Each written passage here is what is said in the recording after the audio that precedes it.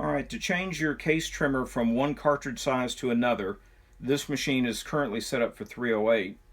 You need to make sure that the first thing you do is use a magic marker and put a dot on the face of the case holder in line with one of the witness marks. This preserves your previous setting. Then you use the spanner wrenches, loosen that lock nut, remove the case holder.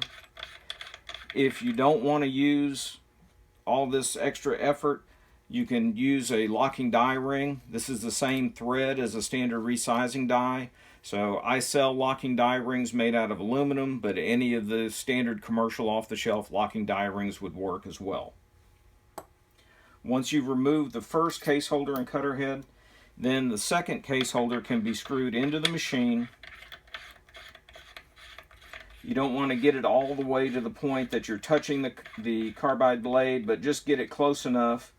And what you'll notice is if the case mouth diameter changed from 30 caliber to 22 caliber or any other change, that now the V profile on the cutter head does not align with the case mouth. So we'll have to take the set screw on the cutter head and slide the blade left to right to make up for the new diameter from where it was previously set.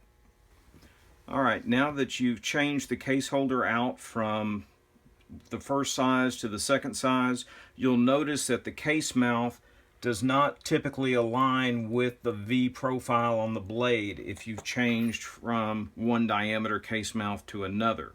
So what you can do at this point is use a Allen wrench or a driver, loosen that set screw, and that allows this blade to move freely left to right.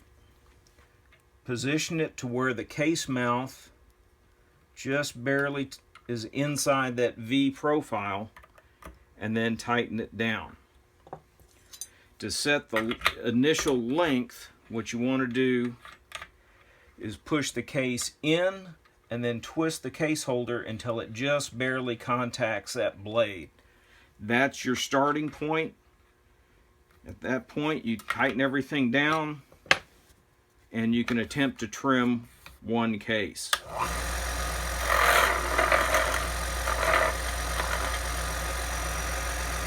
You've trimmed that case and it doesn't appear to be an even chamfer or the chamfer that you want.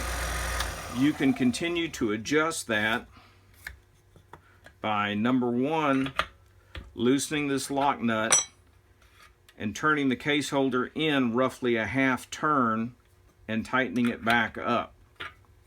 What this allows you to do is not bottom out the spring-loaded portion of this case holder. It will remain still free-floating, but what that allows you to do is use the case mouth to hold the end, the back side of the cutter blade against the slot in that head. Once you've got the case holding the blade firmly, when you loosen the set screw, the blade won't jump, but you can use the movement in the case holder left to right to move the blade in an opposite direction. Once you get the blade moved where you want to either increase or decrease one side of the chamfer, tighten the set screw again, loosen this lock nut, back the case holder out that half turn that you initially did, and verify that you've got it where it just touches. Tighten everything back down and try and trim a second case. That way you can do fine adjustments to get the chamfer exactly where you want it.